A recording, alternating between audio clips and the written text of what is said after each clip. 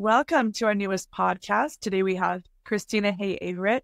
She and her husband are the co-founders of Vibrant Family Education, and she is a teacher who was 27 years teaching in public schools and decided that she was going to exit that particular field and decided to go and open this new business with her husband. So she's come on to talk to us about that, about anybody who's thinking about home educating or homeschooling and how and why you might want to do that, and then a little bit of the how-to. But first, we just wanted to get your background, Kristina, and where you're from and where you grew up and all the good things about you, so we get to know you a bit. Thank you so much, Barry, for having me on. I'm so glad to be here. Oh my golly, my tongue got tied. I've been on meetings all morning long, but I appreciate the time.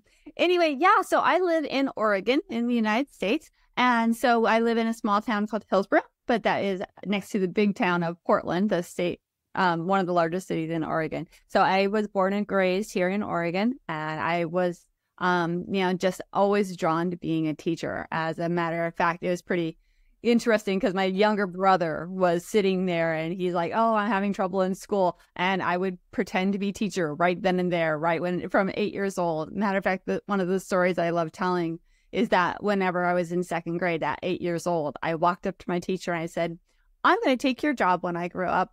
And she looked at me, she goes, "Oh, really?" And I'm like, "Yeah, actually, I feel right now that I want to be a teacher and I want to teach second grade. So I'm going to come back." And the beauty of that story isn't that I told my teacher I want to take her job, but that I actually got to teach with her for 1 year. So I graduated. I went back to the same school that I graduated from. She was near her retirement. I was just coming in. We were in the same hallway for a year. I got to see her, work with her. I helped her kind of clean out her classroom and send her off to retirement. And she was really glad that we got to reconnect at that time. So I've always wanted to be a teacher. That's hilarious.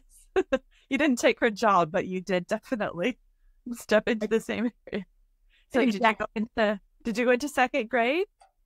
I started actually in fourth and fifth grade, a little bit higher up, but then eventually I moved down to second grade. So most of my teaching career of 27 years has been in the second and third grade classrooms, although I have taught kindergarten through fifth grade, so I have a wide range of experiences in the classroom. I always thought that elementary or in the UK primary school teachers are very angelic human beings. Having substitute or supply taught a few times, I came out thinking, wow, the energy levels required are beyond impressive. Constantly on the go. That's the thing. I mean, even here, in the United States school, a second grade teacher teaches everything: health, reading, writing, math, science, all of it in this day. We don't swap kids around to different grade levels or different classrooms very much. So yeah, you're very much on top of it. High energy, trying to keep them engaged. Oh my goodness. Yeah, I remember coming out of my experience thinking that was hurting cats. That was definitely hurting cats. It's really impressive. So you were there for 27. Did you retire officially, or did you just shift to your other job? How did it work? Exactly. Thank you. Well, so the last 2 years, so I was 25 years in the actual brick and mortar classroom. And then the last 2 years, I actually taught at the online school inside of my school district, right? So the online school is a school that, of course, COVID was happening at that time, but it wasn't the COVID schools that was going on. This is a program that's there all the time. And that is for our kids who are medically fragile or too behaviorally challenged, or the kids who are in sports. So those high achiever young kiddos who are traveling all the time for sports leagues and things like that. And so they can't be in the classroom. So this online school was made for them. And so I was a teacher there. And I helped create the kindergarten through second grade program, because right then they were just introducing that, part of it because of COVID, but part of it because they wanted to see, can kindergarten through second graders learn online? And so with that was the last 2 years of my schooling or my teaching career. And then, I actually just decided I was done with the public school system. I looked at kind of the way things were going and what I could do, how I could talk to parents and how I couldn't talk to parents, policies and different things. There was just so many things that came into it that I felt like I couldn't reach the families like I used to be able to reach the families. I couldn't help the families the way I really wanted to help the families. So after 27 years, I decided that it was just time to go. So I did not retire. I shifted careers. What were the things that you saw or wanted to do? Well, the things you saw that were deficiencies and the things you wanted to do so I guess what's lacking and what you wanted to improve, if that makes a sense. Two separate things, but similar, I suppose. Yeah, absolutely. Thank you for asking that question, because that's one of the hardest things to get people to kind of realize is like, why are all the teachers leaving? Part of it has to do with policy. So there's lots of different policies that have been put in place in the school districts over the years. Part of it is curriculum. They become very more structured and strict on what curriculum you have to teach. And then part of it was other things with families and children. So unfortunately, families have kind of backed away from their child's education. Oh, I send them to school, school handles it, everything is there. And I'm like, no, this is a partnership. I really want to work with the parents in conjunction with them in their child's education. And what I got to do in the online school was exactly that, because think about that. They're doing it at home, online. So the parent was very much more involved, right? And it was amazing how much time I spent coaching the parents of maybe how to schedule or structure the day or get their children interested in the learning. And that was just so exciting to me that I was making an impact in that family with those parents right away. And it really was one of those light bulb moments of, I'm not being able to do that as much in the classroom anymore. It's time for me to reach out to parents immediately right now and help them know that they need to take charge of their kids' education. They need to be the ones who are involved. Granted, not everyone can homeschool, but you can definitely be more involved. So that's where Vibrant Family came out of. We want the whole family growing, developing, and these parents to really step in there. That makes a lot of sense when it comes to your business name. The mission behind it is in the name, it sounds like. Exactly. Yeah. So Vibrant Family, it was a dream for a long time. My husband and I actually wanted to start up kind of our own charter school. I'm not sure if you understand charter school, but they're like little side schools from the main public school district, right? And we wanted to do that, but that we didn't have the finances and things like that. I wasn't quite ready for that. But again, COVID had a silver lining in a lot of different things. One, parents realized a little bit more about what they needed to do to be involved with their child's education. But second, that we know now our kids are ready to do school a little bit differently. They don't necessarily have to be in a classroom. For some kids, they hit this online school and they thrive. They become basically, learning magnets. All they want to do is learn, right? And then others, because they were out of the stress of being in the school, those kinds of things. And I'm sure we'll get into all of that stuff later. But, they were more relaxed, so they were learning better. They were learning faster. So all of these different things really point to the fact that our families and our children are definitely ready to learn a little bit differently. So with your business, how does it work with that, giving them or helping them to do that? Are you facilitating people finding their own resources? Are you creating the resources? What approach do you take? Currently, I am facilitating more than anything, but coaching and helping those parents move into it. So there are parents who are like, man, that didn't work very well during COVID, and I don't really want to do it again. But what I like to tell them is, think about this. You were thrown into it. It wasn't any planning stages. There wasn't a lot of extra resources and help and things like that, right? But if you were able to walk into it with a plan, with somebody to support you, with someone to kind of guide you along the way, would that be a different situation? And would that be something you'd be willing to do? And parents are shaking their head, oh, that makes more sense, right? So yeah, I'm in the coaching and facilitating kind of mode right now. Eventually, like I said, my husband and I's goal was to have a big school of our own eventually. And so later we'll be developing curriculum, but right now we're doing that facilitating, the supporting, and helping bring the curriculum to the parents as they need it. Oh, that's really helpful.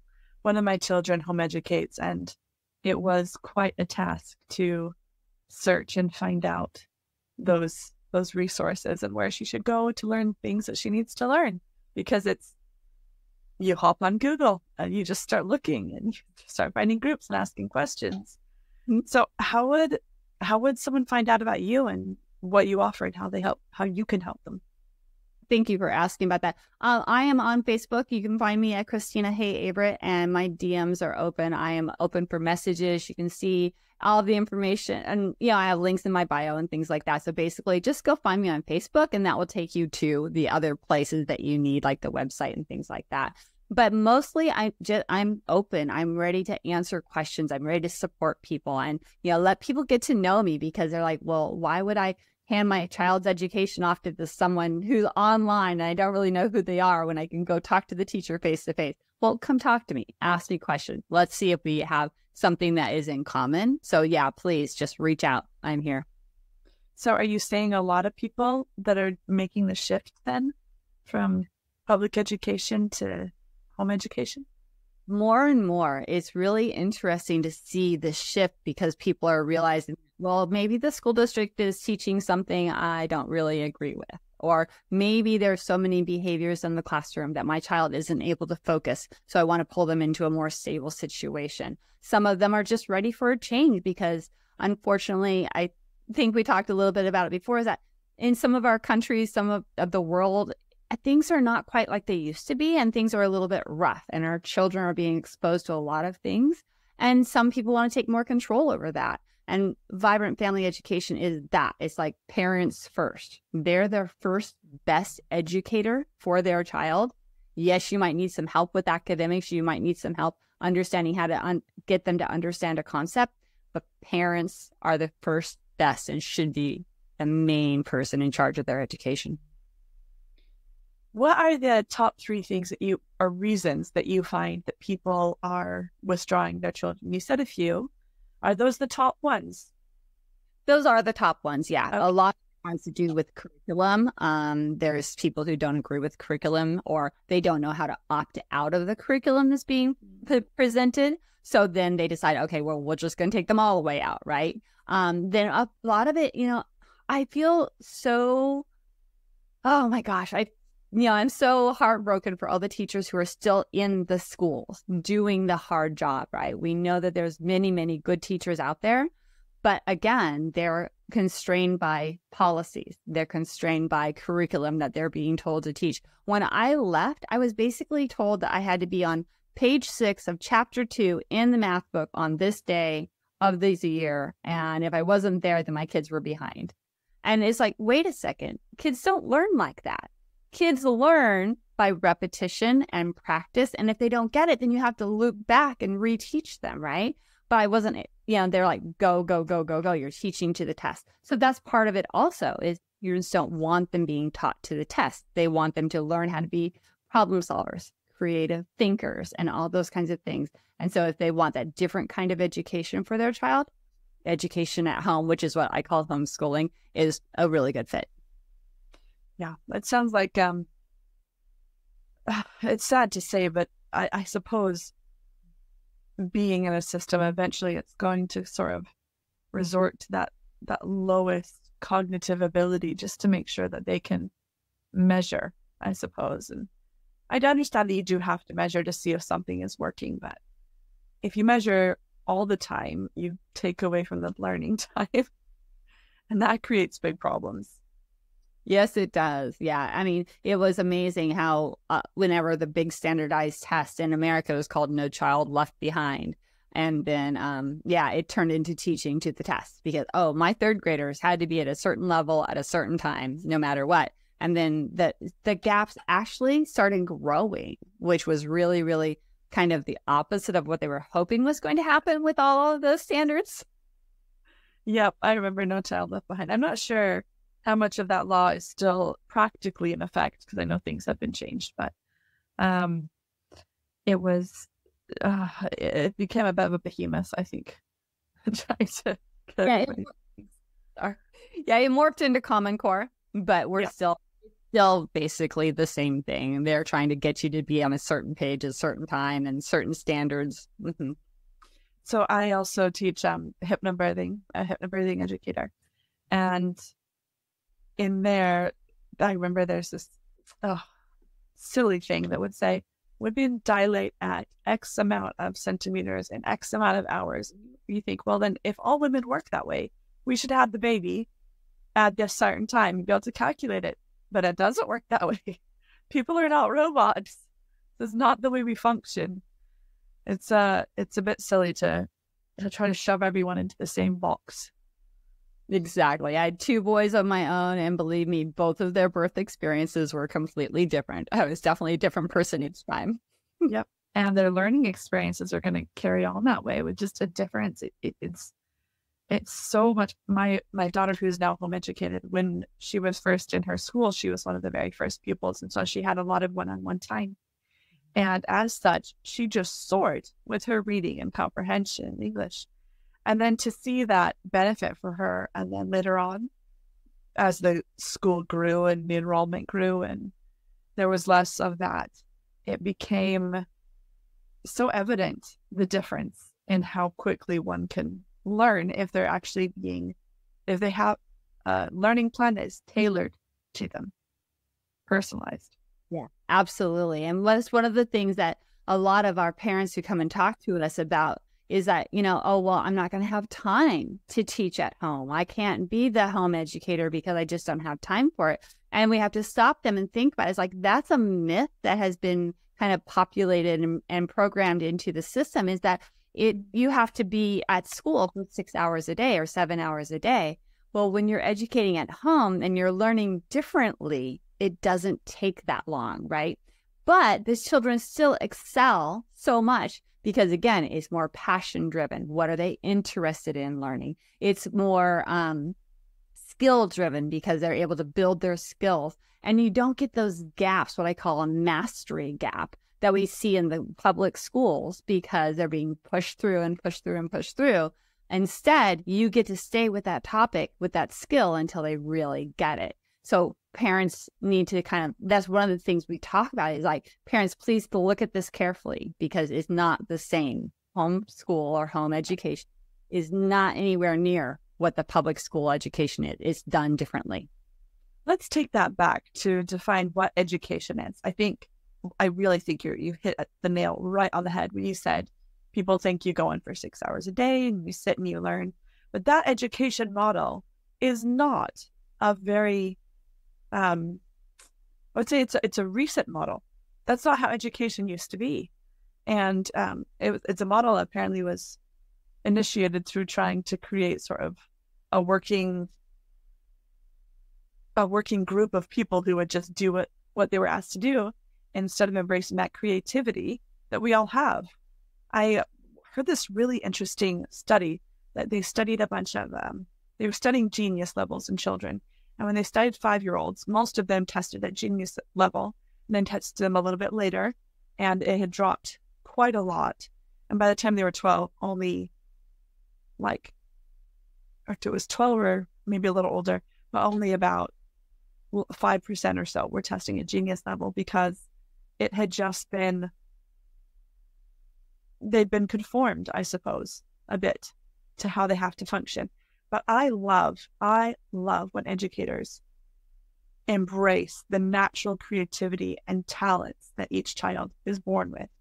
And so can we go back and just help parents to kind of break out of the mindset of education is, we're doing this for 6 hours a day. What is, in your definition, what do you think education is? Thanks, because that is so important and we look at the whole family. Education is not just, so that's actually the difference. Education, academics, right? In school, we're supposed to be learning academics, how to read, write, do math, do science, all those kinds of things. It's academics. If you're talking about education, my definition of education is learning so that you can be successful, you can be productive, you can do what you need to do in our world, in your life, that helps you move forward. So education isn't just reading, writing, math. Education is how to cook. Education is how to do a budget. Education is changing the tire or gardening or whatever it is that you're really, really interested. And then you take those skills and you move them forward in life. So yeah, education is a lot different than school academics. Exactly. I 100% agree. That's so good. So with that education, that if we're taking it away from sit and learn and perform on whatever test, here's the thing that I run into a lot of times. And I like that you said it's helping you move forward in life, because there are different areas, as we know, different knowledge areas, different prowess areas. You could have someone who is amazing academically, but can't figure out how to change a light bulb, or someone who is really gifted at sports, but struggles with math. There's different areas that we have. And obviously as an educator, you know this, but learning about, if people are saying, what is education? Then I guess there's so many different questions I have in my mind right now.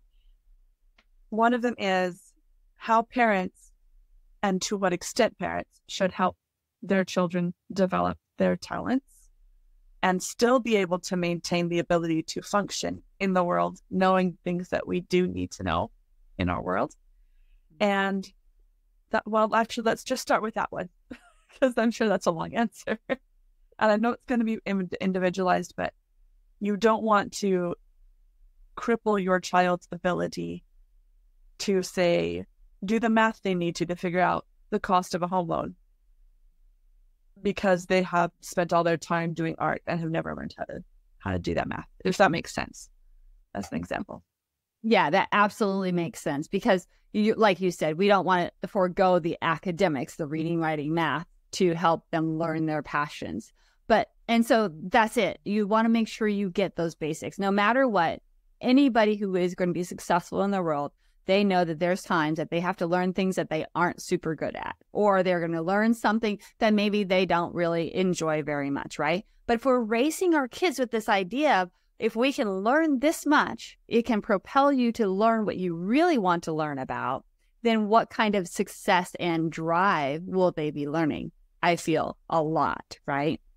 And then once they get those basics, we get the basic math, we get the basic reading, the basic writing, guess what? Now they can go and learn about their passion and continue learning their reading, writing, math within that passion. So one of the things that my husband, whenever he's on the call with us or on the interviews with us, he loves to say is like, if your child is totally into sports, then make all of their reading, writing, math about sports, because guess what? Then they're still going to be interested. You take them to the baseball game and you teach them math at the baseball game. You're scoring the innings, the outs, the runs, all of those different things. You're adding, subtracting. You're doing all the team stats basically within there. And they're still interested in, oh, sneaky us, we're there learning math along the way, right? Same thing with writing. Maybe your child doesn't like to write very much, but if you get them writing about one of their favorite sports heroes, it's going to come out a little bit easier. It's going to be a little bit better for them. They're going to want to. So yeah, we have to teach our kids to address the things that they don't like and still do it because it's needed. But then as soon as they get those basics, start using their passions to help them learn it instead. That's really clever. That's theme-based and topic-based learning with that. Very, very smart. I like it. So you can go to a baseball game for home educating, and that can be a lesson. Absolutely. And the kitchen is a great place to be teaching math and science and things like that, because as you're cooking, as all of those changes happen, as you're trying to double the recipe or triple the recipe, guess what? You're doing all sorts of math to figure that out. So again, it's another way to teach math without necessarily sitting down doing workbook pages, academic type math. I wonder how much that carries on when you get into the higher level maths. And again, I wonder to what extent you need to, I think this you kind of feeds into my next question, is a lot of people, it's changing now to where people want experience more than a degree, but people still really value university degrees. So to what extent do you have to have those academics in place? And when you're home educating, how do you make sure those academics are in place? It seems you'd have to look quite far ahead in the future to make sure you're hitting the targets now if you want to be on track for a university. That's a really good question. You're right. A lot of people are starting to shift. They're starting to realize that maybe the university education isn't giving as much return as it used to, or is not giving our kids getting the step ahead that it used to give us. So people are looking at university going, maybe that isn't the greatest thing. One of the things that we talk about with people is that if your child is being educated at home you're already starting to build their passions and their strengths. So when they actually want to go to university, they're not going to be switching degrees. They're not going to be bouncing back and forth between topics because they already know what they want to do. You know, there's that rule that says you need like 10,000 hours to become an expert on something. If a child is home educated and is able to learn about their passions and follow their strengths, they say that they can be an expert in 2 topics by the time they graduate high school. So 10,000 hours, 2 things that they can move on with their life being an expert on already. So hopefully that answers your question because, you know, yes, we have to look ahead for university, but if they're already learning their passions, their strengths, they may not need the university. They may decide that they want to be entrepreneurs or they have created their own business that they're very, very successful at already. So yes, you have to look ahead, but you can still build all of those skills and build up to it as you're following their strengths and their passions. Exactly. If they do decide to go the university route, how do you make sure that you are incorporating those lessons like you were talking about, the maths during the football game and that sort of, during the baseball game and that sort of thing? I would say football because my husband is a big fan of football, soccer. So how would you incorporate those and at what point would you say, right, we do have to hit some academic targets to be able to get you into the university to carry on with what you're passionate about? Well, it's really interesting because like if they want to go to university and be a business major, then they're probably starting to run a business when they're younger. So that mathematics is going to automatically come because as they're learning about their products and their delivery and their cost of their products and things like that, that math is going to come into play. So they're going to start learning it, right? And then, you know, just basically you'll have to look at your child's passion. You know, if they want to be a singer, they're going to be in math and singing lessons probably, right? Maybe theater, things like that. But again, what kind of math will they need? Well, they're learning the music math as they're learning things. So yes, you know, I guess I already said that, but you know, you do have to kind of look ahead, but it kind of comes along with whatever they're learning or whatever they're moving through. And you can always reach out to somebody. So like Vibrant Family, that's part of my job is helping fill in those gaps. But you said Google is a great place too. A lot of places will say, oh, if you want to do this kind of job, you need these skills. Google it, find out what it is, and then hire a tutor or send them to a class or do something that will help fill in that gap if you don't feel comfortable doing it yourself. I see what you're saying. So if someone wants to be, for example, something that does have to require a degree, it's certified, maybe a lawyer or a doctor, or something that you have to go to university to get through that. And you said you could hire someone or reach out to find someone to help you fill in the gaps that you don't understand or don't know. How do you find universities are viewing people who have gone through home education at this point? From what I have heard, they seem to be turning a more favorable view upon it lately. But I'm sure you know a lot more about that than I do. That is exactly what we've been finding out as well, that there are universities who are actually recruiting the homeschooled, the home educated children and students because now they're looking for people with not just academics, but those life skills. How many of our university children and students are failing out of university because they can't cope with the pressures of being on their own, getting their dishes done, all the skills of learning and things like that? They aren't equipped because they've just been in this model of school the whole way, and they don't know how to face those challenges.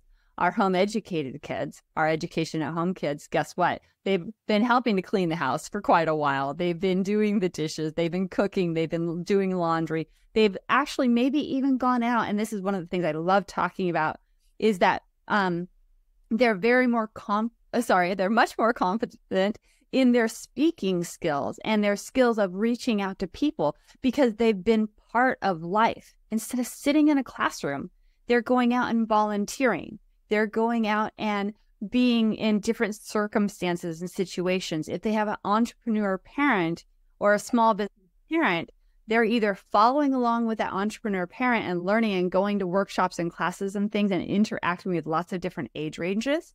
Or if they're a small business, they're helping in the business. And they're still, again, interacting with lots of different age ranges. So they're much more confident in who they are and what they can do and who they can speak to. So universities are looking for those kids who are not going to be changing degrees, who are not going to be failing out, flunking out, because all of a sudden they're in this world that they don't know how to handle. Yes, that's what I've heard as well. I think it does show, like you said, a lot more competence because you're living a life. You're living it, and you're starting on your own journey, but you're already having the life experience, which to me harkens back to how people used to be before this sort of industrialized education became the norm. Absolutely. Yeah. I mean, think about, all of our beginning schooling. We weren't in school 9 months a year. They were in school maybe 6 months a year at the very, very beginning, because the rest of the year they were on the farm or they were on the ranch helping with life and learning. And then they would learn a little bit along the way, but they were only in school during those times when they weren't needed in those places. Well, we've fallen away from that, right? We have sheltered our children in an academic bubble. And it's like, here, you're going to learn. And then it's like they get out in the real world, like, wait a second, this isn't the same as school. Yeah, yes. And that's one of the main reasons that vibrant family education is a holistic education. It's the whole child. It's not just academics that's needed. Yeah, that's actually what I was going to ask you, is how you help them cover all of that. It's a lot to cover. So what is your approach to that sort of thing when people come and say, knock on your door, I have no idea what I'm doing, but I don't like what's being taught in my child's school. I would like to teach them at home. I don't have time to sit there all day. I'm running my own business. And what do I do? I love it. Thank you for that question, because this is, just like sends goosebumps all over me. I was like, yes, let's do this, right? And part of that, again, goes back to that silver lining of COVID, right? Because luckily we have many more people who are able to either flex their schedule or they're able to work from home more often, things like that. And they've kind of learned these scheduling tips and tricks. Now, one of the big things that people forget about is that when you're educating at home, when you're homeschooling, you're not stuck to a 7 to 3 schedule or an 8 to 4 schedule like a regular school. You can learn in the middle of the day. You can learn at night. You can learn on weekends. You can really build that education around what your family needs to grow and thrive. So maybe you have certain meetings on certain days that you have to be at for your business or your job, but the other days you have more time to educate and work with the kids. Well, on those special days that you have those meetings and things that you can't necessarily educate, they're not losing out because they're watching you work hard. They're watching you be successful in your career, in your job, in your business, in whatever you're doing. They're also learning real skills of being able to either do a project on their own for a while or entertain themselves for a little while you do those things. And then you're able to build the learning into those other times that you can really reach them. So that's one big shift that families who want to educate at home really need to think about, is that you have the flexibility. Now use it. Let those kiddos and you work on a family schedule that will really benefit everybody. So that's one of the biggest shifts and things that people have to think about, is that you're not, stuck in 8 to 3 or 8 to 4, whatever the schooling time is. And then if you want to, it can now be a whole year learning instead of just the 9 months of school. In the United States, it's usually about 9 months of school, right? But it doesn't have to be whole year learning either. So like maybe you're in a super busy time in your business around Christmas. Don't do any necessarily homeschool stuff at that time, but have your kids help you in the business and learn the real life skill kinds of things, and then pick up the heavier academics when it's slowed down a little bit. You have the flexibility. That's the beauty of this. That's really smart. I saw once some guideline, just a general guideline that said, when your child is in elementary or primary school, then it's about 3 hours of learning is what they would be doing in a day. And this is something else that struck me with my daughter. She would come home and I'd say, oh, what did you learn today? Or what? And she'd tell me some of the stuff that they had done. And I realized as we were speaking, I was like, your work, your academics took an hour or two of your entire day. And it was shocking to me to realize that a lot of her time was spent helping out other students, teaching them what she had learned, or going over something she already knew, or having lunch, or running outside, or doing a million other things. And it became very, I was thinking, well, if I have you at home, we could cover all of this in a few hours. And then you get to build real life around that. You get to take your learning outside. You get to take your learning to the museum. You get to take your learning all sorts of different places, and back to those life skills: cooking, cleaning, cars, whatever it is that you're, want to do to make sure that your child is able to build those life skills. So yeah, I mean, and that's one of the biggest myths. Your child has to be in school. But when they're in school, you're right. How much are they actually learning? How often are they actually sitting down learning? No, they have the disruption of the child who's yelling because they're upset. They have the disruption of, the fire alarm went off because we have to practice our fire drills because we have to be safe while we're in school. And that stuff is all super, super important. But at the same time, it's not actual learning, right? Yeah, a lot of parents don't realize how much time is technically wasted. And I hate saying that because as a teacher, I tried so hard in my classroom every single day to keep my children engaged and learning absolutely as much as possible. I mean, we would try to sing songs going down the hallway and things like that to keep, those passing times from being lost time. But there's only so much you can do when you have 30 kiddos that you're trying to herd basically from one spot to another spot to another spot. Man. Sorry, I had about 30 thoughts while you were talking there, about as many as the kids you were saying. So I'm trying to pick which one to ask you because I feel like I could go multiple directions here.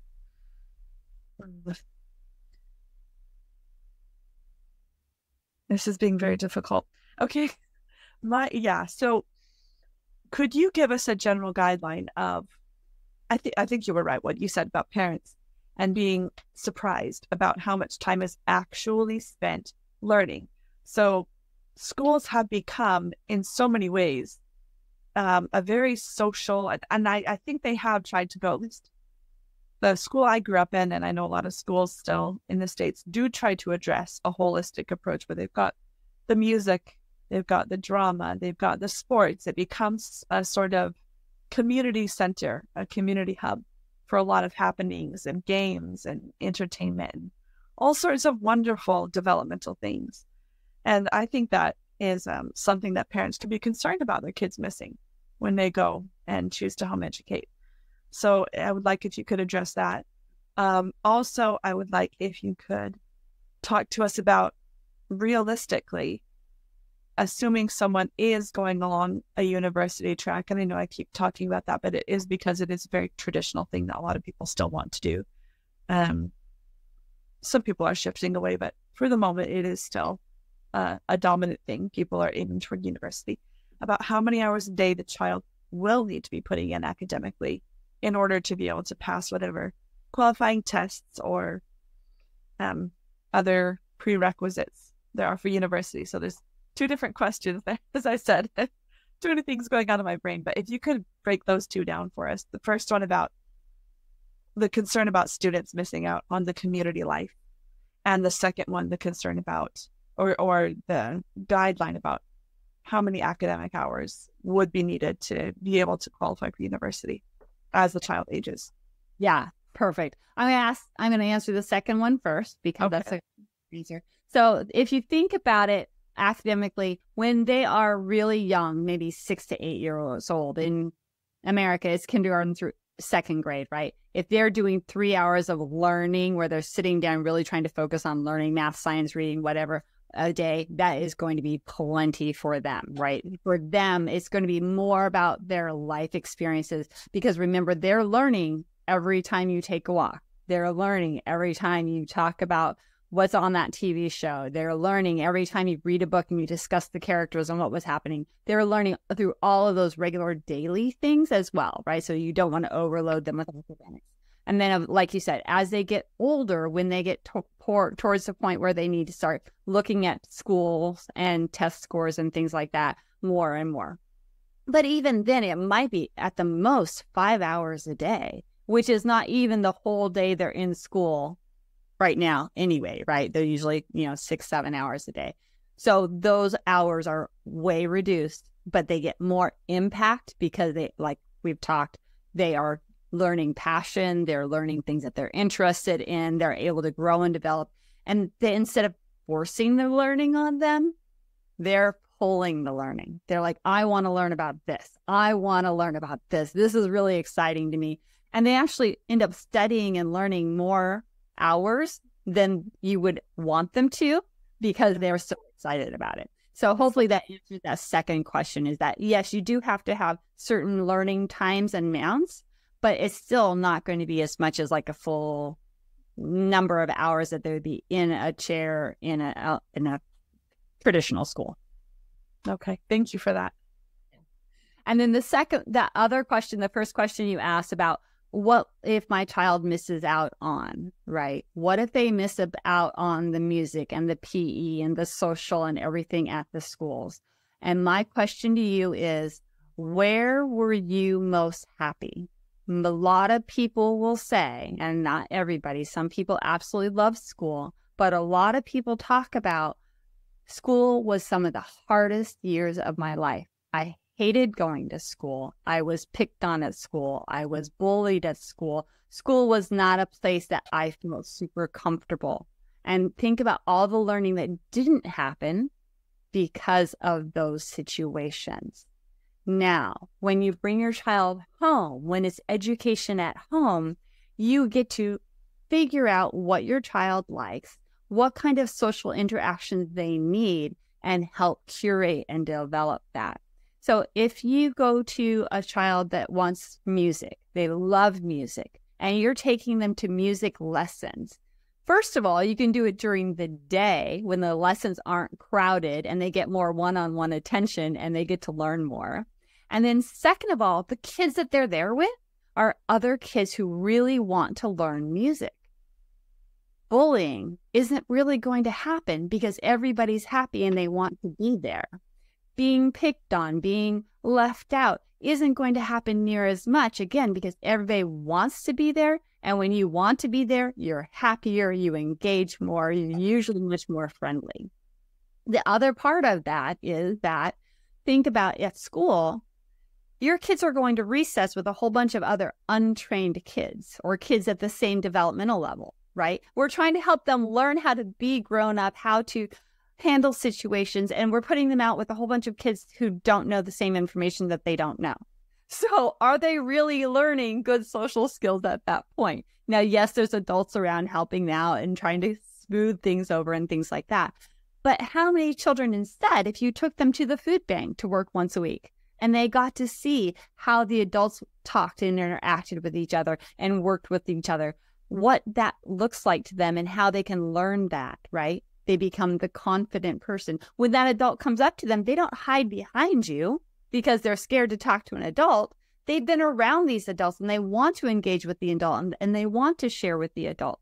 So yes, they might miss out on some things in the academics and the school situation, but there are so many groups now that who have, oh, well, it was super important for my child to have prom or this special dance. There's groups out there that are doing that now for the home educated, for the homeschool kids. So they still have that similar kind of experience, but not at the school. So yes, it's a big consideration, but at the same time, think about the positives, how much you can really encourage them and help them be confident and learn social skills outside of that school setting instead. So it sounds like with anything else, there are trade-offs and you have to make an informed decision. Yeah, absolutely. Yes. But think about, your child, because those kids who really enjoyed school are really usually kind of like extroverted. They are out there all the time. They really enjoy that kind of stuff, right? But those kiddos who are introverted or a little bit more shy, what other kind of wonderful experience could they be having if they were in a setting that was more conducive to their learning style and to their personality style? So is that the majority of people that come to you, or people who are looking for that? It's kind of a mixed bag. It depends on the family. Yeah. I think a lot more right now has to do with like policies and curriculum. They're more of wanting to move away from that. Or filling in those mastery gaps. We were talking about the learning having to be at a certain page. there's these huge gaps and they think, oh, my child is so far behind, they're never going to catch up. But what I caution them or tell them about is that, you know what, once your child is in a place where they feel secure and they feel comfortable, then they're going to learn a lot quicker. So some parents are like, oh my gosh, it's going to take me 3 months to set up a homeschool. It's going to take me a while. I have so much to learn before my child. What's my child going to be doing for the first 3 months? Is like, they're going to play. They're going to read. They're going to learn and have fun in a natural kind of way while you feel like you're getting your footing.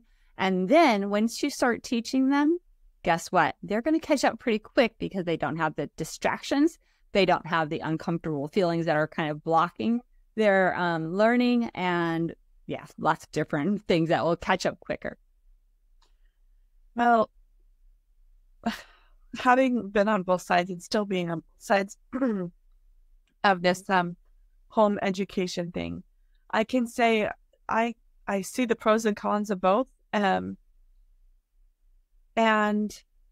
I think the pros, it just depends on your situation, which one becomes a pro and which one doesn't, and what your child needs and what you need. And I think it's fabulous that there are people out there who are doing what you do, so that people who are going through these uncharted waters in their lives have a guide, have somewhere to look. I wanted to ask you, sort of just to finish up here, let you fantasize for a minute. If there were 3 things that you could change in the education system, just wave your wand and change, as a mother or educator, what would they be? The first one is that our kids get the help that they need. Unfortunately, the way things are right now, most of our students are not getting what they need when they get stuck or when they get behind. So, for example, one of the things that always frustrated me as a second grade teacher is that I would have kiddos come to me in second grade not being able to read, and they should have been able to read. And I was told by the administration that they aren't far enough behind to qualify for the special classes.